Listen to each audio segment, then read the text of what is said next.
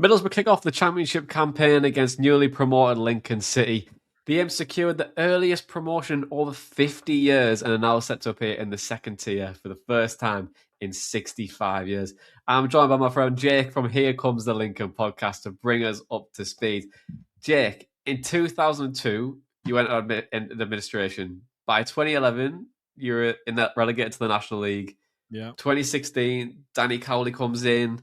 2 promotions in 3 seasons, EFL trophy, playoff finals. Fast forward 10 years, you're now probably regarded one of the best well-run clubs in the country. Mate, walk me through the last 10 years about what it's been like to be a Lincoln fan. I want tears. I want tears. Yeah, I mean, 10 years ago, I think we came 13th in the National League. And I remember that last game of that season, we went to Cheltenham, right?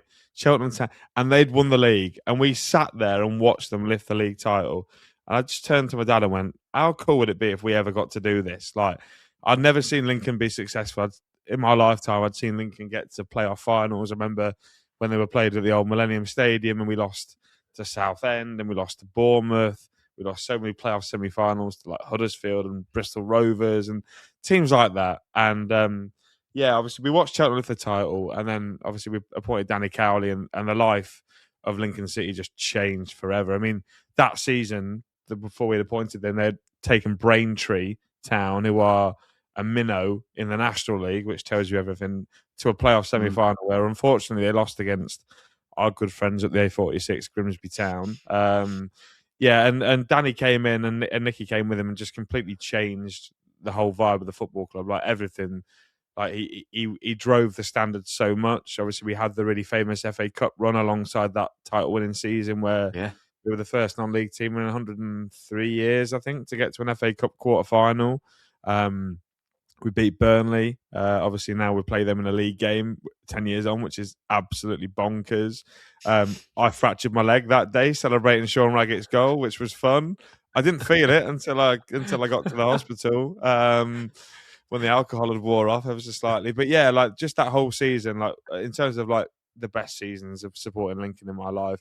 Last year was great and probably will end up taking top spot. But that year, finally getting out of the National League after being there and not finishing the top half, winning the league, the FA Cup quarter-final, and we got to the FA Trophy semi-final as well. But that tournament's tin pot, so we don't care about it. But still, like what a season! And then to get back to the EFL, which is probably kind of like our sort of stomping ground. That's where we sort of been, League 2, League 1.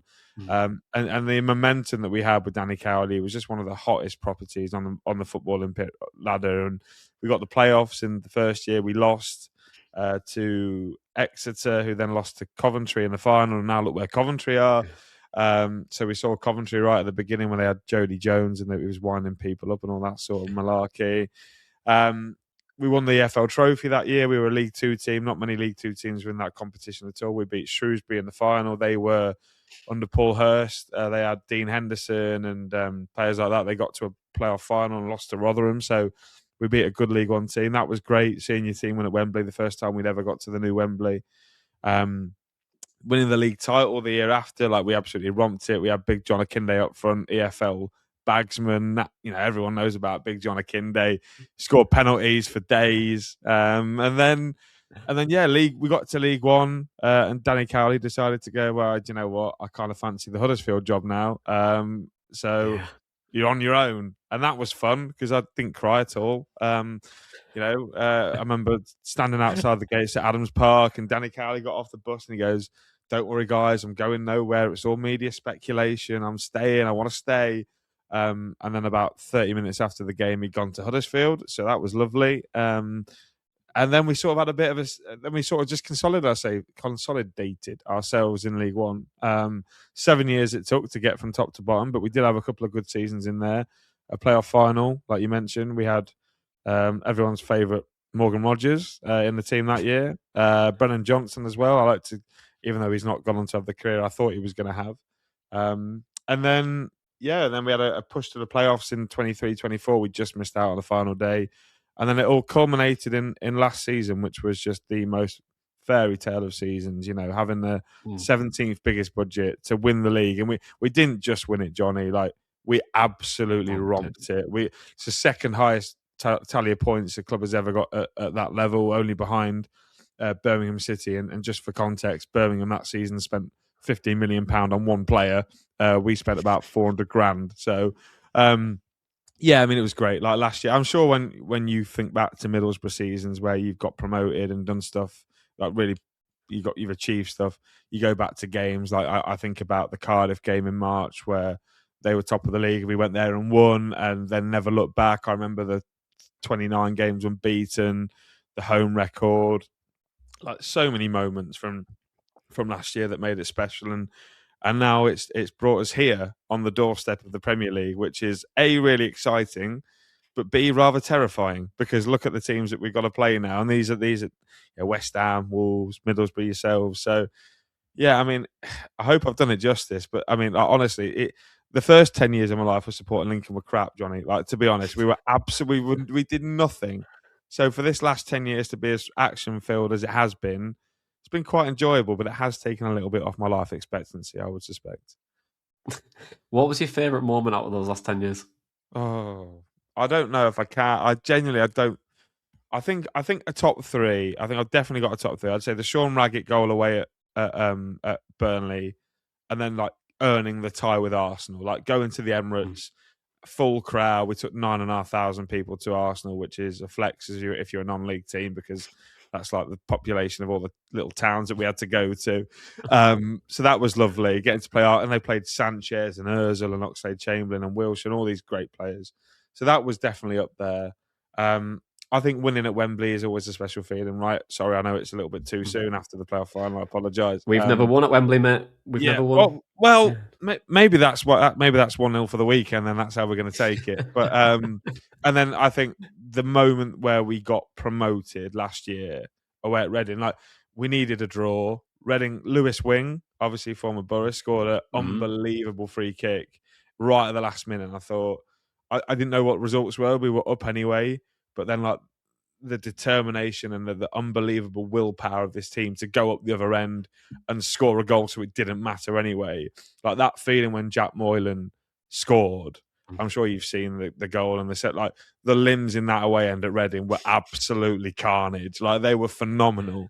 And like just being on the pitch with the players and celebrating, and I got to go to the parade after party with the manager and the players and dancing on walkabout dance floor of Rico Hackett and Deji Larouet and Kemi O'Connor. Mate, honestly, I've had so many great moments, and obviously featuring on the Boro Breakdown. So honestly, it's been fantastic. I've enjoyed every second. Mate, how are you feeling about this year? Because it is incredible, like what you've done over the last 10 years. I mean, it's been quite an eventful summer. I mean, Skabala leaving, Jack Moylan goes to Cardiff. You have brought players in, linked with a 6'8" striker as well. Yeah. But how are you feeling about the year? Like I said, I'm excited, but I'm also terrified because like we're now playing West Ham in a league game. I've only ever seen West Ham on Match of the Day, so I'm not sure what that experience is going to be like. But yeah, look, you have to be excited, right? You have to take these challenges. I'd not seen Lincoln in my life in League One, and we eventually just stuck around long enough so that we were one of the more stable and decent teams. And when you have stability, you tend to do pretty well. If you're well managed and well coached, you tend to be all right in most leagues. So whilst I am nervous and apprehensive about some of the money that's been spent in the Champ this year and some of the teams that we go to, I think you have to be excited. Like this could be a once in a lifetime season for Lincoln. And this, my dad's a big Lincoln fan, and he was born in '62, and we were last in the Champ in '61. So he's never seen this. He's as excited as I am. Like my granddad, he was the last member of my family to see Lincoln at this level, and he always used to say, "Oh, we'll never get back there. Like we'll never ever get back there." And just for us to be there now, for me to experience it, and hopefully we're here for a couple of years rather than just the one. But yeah, like so excited. Like so, just to come to new grounds. I'm sure, like even if Boro got relegated to League One like tomorrow, you'd kind of be excited because there's new grounds, new places to go, new people to meet, new food places. I'm very excited for Parmo, as you well know. So yeah, I think there is that apprehension, but there is also a lot of excitement. You should absolutely be excited for the season. And I don't think it's going to be a once in a lifetime experience for Lincoln. I think when you listen to what Liam Scully has to say, that the CEO at Lincoln, he spoke a lot around building systems, building a strong infrastructure, target of 96% of players train at all times, trying to build the foundation so if someone does leave, it doesn't matter. It's just that really nice continuity. And I love the quote, and I know we spoke about it a little bit earlier on Gab's show, but he just said around change the game until you find a way to win. And that adaptability that Lincoln have shown over the last few years has just been nothing short of incredible. But on top of that, finding ways to win, 30 goals from set pieces last year, mate. Like, how have you become so successful in that part of the game? Do you know what it is? It's the air raid siren that we play at the home games. You'll never have experienced anything like it before until we get a corner or a set piece, and you're thinking, "What on earth is that noise?" Are we getting invaded? Are people back? Is war about to begin? No, it's just some bloke at the top of the GBM stand with an air raid siren because we're about to throw a missile into your penalty area. That set piece is a big part of it. We had a guy called Scotty Fry in charge of our set pieces. He was a former goalkeeper coach at Wolves.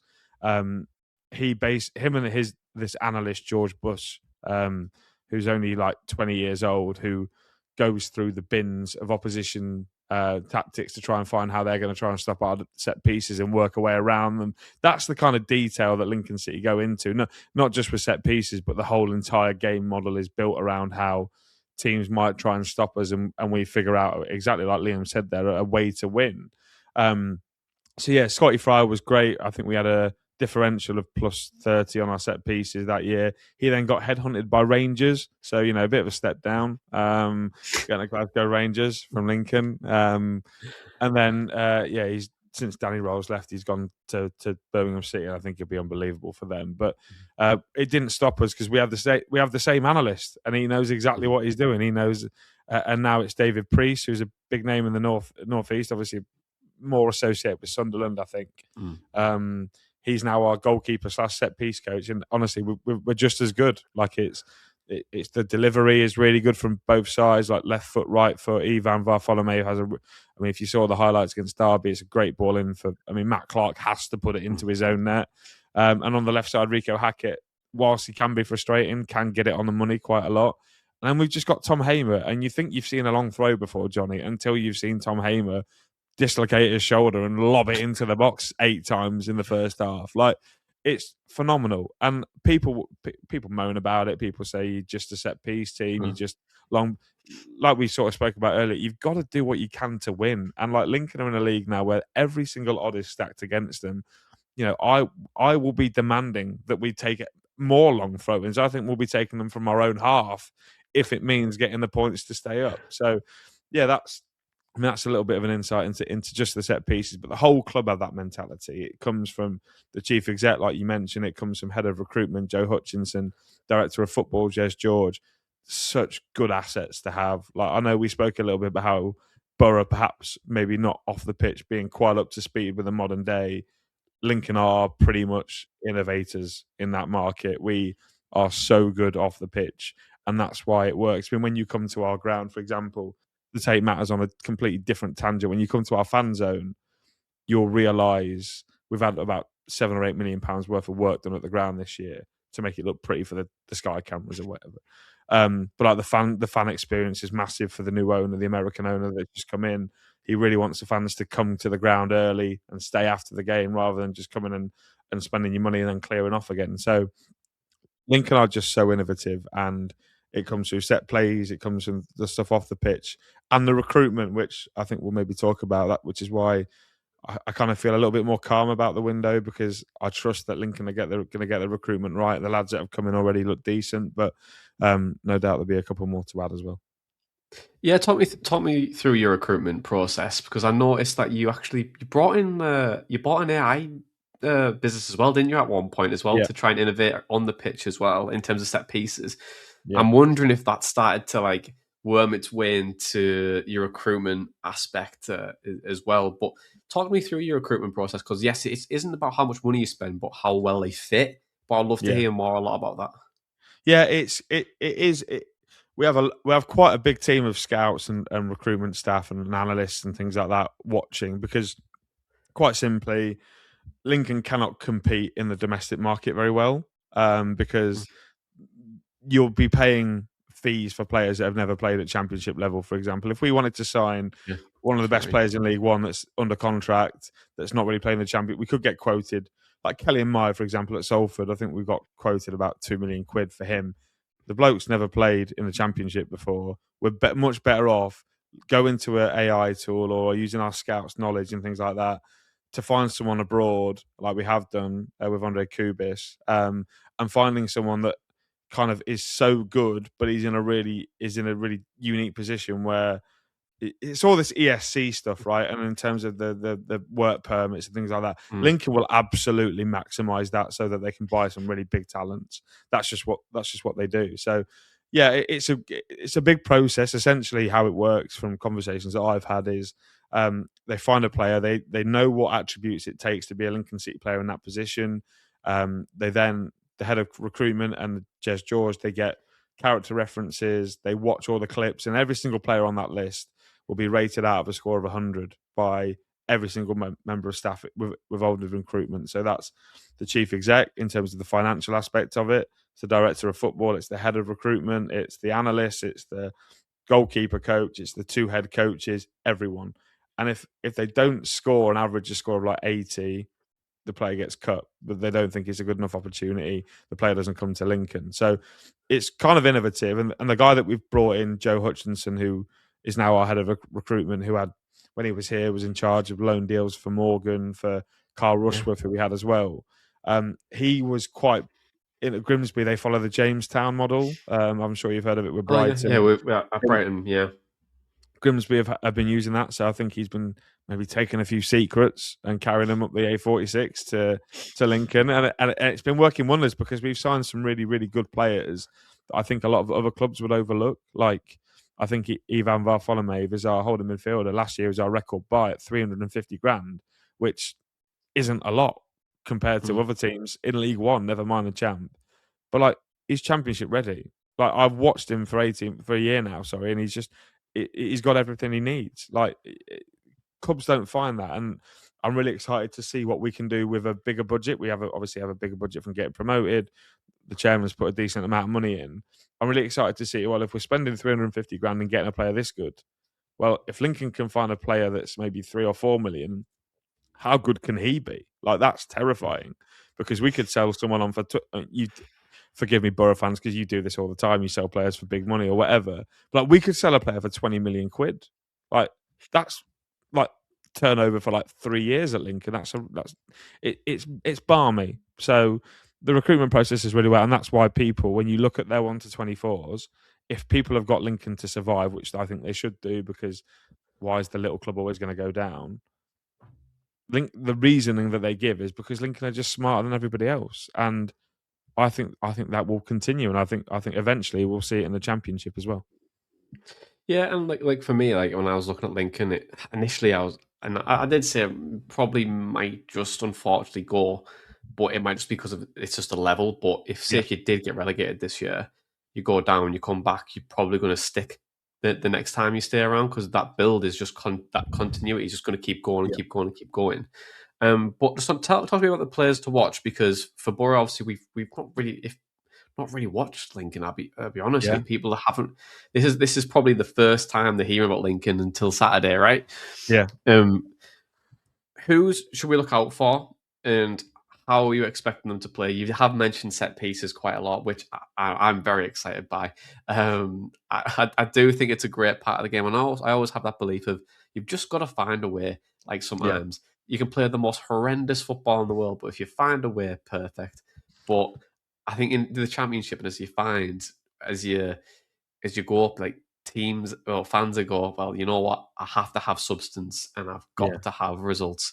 And if you don't get one or the other, like you bust. But talk to me, who should we keep an eye on, and how would you think you're going to play out the weekend? Yeah, I mean, I was going to say Jack Moylan, but that's not really gone to plan, unfortunately. I think in terms of the game and the way that I think it's going to go, I think George Wickens is going to have a big afternoon. He's a really good goalkeeper. He got 4 assists last year as a goalkeeper, which is mental to say. But he was signed from Fulham 2 years ago now. Fulham offered him a nice long-term contract. They saw something in him, but he decided to come out and play. I think he holds the record for the most amount of saves in an SPL game when he was at Ross County playing against Celtic. I think he made like 29 saves or something like that in a game. Like it was ridiculous. So like he's kind of primed and ready for this sort of game, like where he's under the cosh and he can make these saves. And he's a big lad. Like he's similar to what Radek Vitek is. He's really big, quite commanding. He'll come and take stuff, and he's a very good shot stopper. Hence why he was at Fulham for such a long time. So I'd say George Wickens are probably one to keep an eye on. In terms of outfielders, I kind of want to say someone that's going to be a bit more forward thinking rather than just picking our defenders who are going to be up against it for 90 minutes. I mean, if I'm basing it off the weekend, also Dejiela Ruiz, a young centre back we signed from from Bromley. Sorry, he did come through Charlton. He played really well at Derby, like really well. He's 6'5". All of our players are big. You'll get used to it. He played really well, and he was replacing Sonny Bradley, who you might have seen around this. Oh, in fact, I know you've seen Sonny Bradley before because he scored a worldie against you for Luton. So, unfortunately, he can't play for us, which would be good news for you because he went volley in the top corner. But he stepped in and played really, really well. I don't think we'll see a record signing Andre Kubis because of that. I don't think he's going to end up playing because Deji was so good. In terms of going forward, look, they're not sexy glamour names like Will Lancashire is, or then it's not Jay Stansfield or whatever. We've got a couple of good forwards. Dom Jeffries, I think, is really underrated. He came through Brentford's system. He plays either wide left or wide right. He scored a really good goal at the weekend. We've got a couple of academy lads in Freddie Draper. He's a real big player for us. He's a number 9. He's a big lad, but technically he's quite good. He came through Coventry and then at Derby, got the assist for that second goal away at Derby the weekend. And then Rob Street is a good player. He just maybe doesn't get the goals to show for it. He works really hard, like he presses, and he's only 24, and he just runs and runs. He does it, and Lincoln fans, Chris, we'll all have a player like this where they run and run and run, and just by the time they get the chance, they're knackered. Bless him, and it just doesn't feel right. But like he can score because he came through. Like it feels like I'm saying that all of our players came through a good academy to try and justify how good they are. But he came through Crystal Palace, right? And Crystal Palace are a decent setup, like all of these teams are. So I've given you about half a team there, and I haven't even mentioned Ivan Varfolomei, the midfielder, who is a baller, who's a Ukraine under-21 international. But like he's little, but he's got the temper of a terrier. Like whoever's playing in midfield, you're going to get two-footed by Ivan. That's just, unfortunately, I don't make the rules. But he's really exciting, and he's only 21, 22, and I think he's someone that the club are going to sell on for £5-10 million. So we'll see, but lots of names for you to keep an eye out there, at least.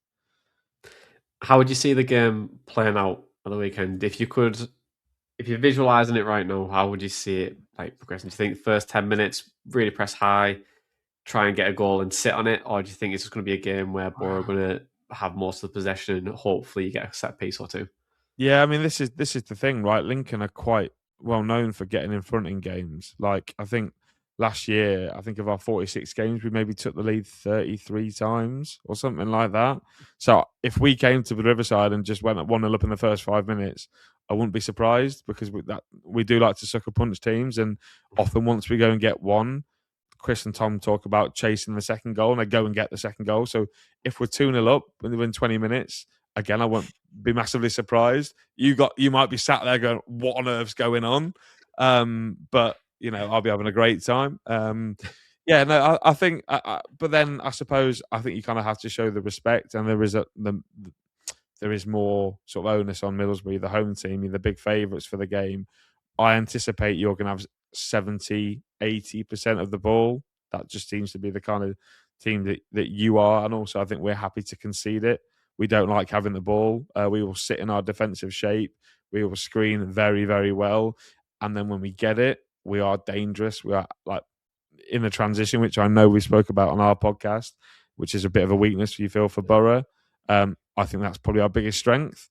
which is probably why when we spoke to Gab earlier, which is why he maybe thought Lincoln might win, because we are just very good at shutting teams out and then countering on them. So, but I think you're going to have lots of chances. That's why I think if we're going to have a good game, George Wickens needs to have a great game. So yeah, I think you're going to have a lot of the ball, but when you lose it, misplace a pass, we will be on you very quickly, and we will be very direct, and you might get neck ache. That's these things happen.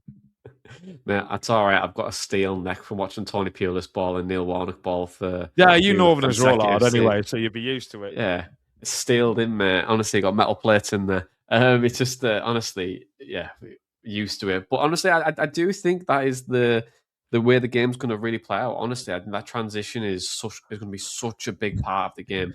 Even if you don't create a chance, doesn't matter. Get it the ball as high as you can. That's throw right. in, set piece, corner, try and make it difficult, and really compress that for that first layer of press for Boro. When they're in possession, I think teams don't really know when to press our defenders or press that first midfielder. I think sometimes if teams sit in that 4-1-4-1, just try and occupy that space. I think that's where Boro can be quite limited. But I'm intrigued to see how he's do it. But yeah, Wrexham were very, very good on the transition on Friday. It took us a while to get used to them, and then we started to create the chances. But again, for Lincoln, I think if you have that chance, Boro are there to be got at, and they can concede goals. And yeah, if you sit on 1-0, 2-0, that's an unbelievable result on the first day. But I do think Boro are going to be stop-start for that first 8 to 10 games, but then we'll get into a really good rhythm afterwards. But score prediction, Jake, what are you thinking? Well, I'm going to have to be positive, right? If I'm flying the Lincoln City flag on the Boro Breakdown, I've got to be positive. I think up here says if you lose by less than 3, it's a great day. But my heart thinks like why not? Why can we not nick it 1-0? Like you said, you've got a lot of new players in the team that maybe haven't played together. Our lads have been together for a long, long time now. They know each other's games. This is so Lincoln City coded to go to a big favourite of promotion and go and win 1-0. We did it with a super Ipswich team. I think we were one of 3 teams to win at Portman Road in 2 years. So yeah, look, I'm going to go 1-0 Lincoln. I feel so confident. You can tell in my voice, right? I'm really confident. Yeah, but I'm gonna. Yeah, I'm sorry, Boro fans, but if you do beat us 2-0, I will also say I told you so because I'm leaving the door open. But yeah, I think be positive. I think there's a lot of positivity energy around the football club at the minute. That we're going to bring a really good back in. Like they'll be vocal, be really loud. I'm sure you guys will be as well. I just sometimes feel like these scripts write themselves, and the big favourite loses to the plucky underdog like 6 times out of 10 in football. So I'm going to go with a fairy tale. Middlesbrough 0, Lincoln City 1. Love it, mate. I mean, I wouldn't love the result, but I love the optimism and the day as well is going to be. Honestly, it's going to be a really good day. I think for both teams. One, I think Lincoln for coming up this year and coming to us, and also we have a full house. There's a lot of optimism in the air with the signings that we've made. There's excitement there, and Boro spent a bit of money and everyone's backed and everyone's very excited for this year. So.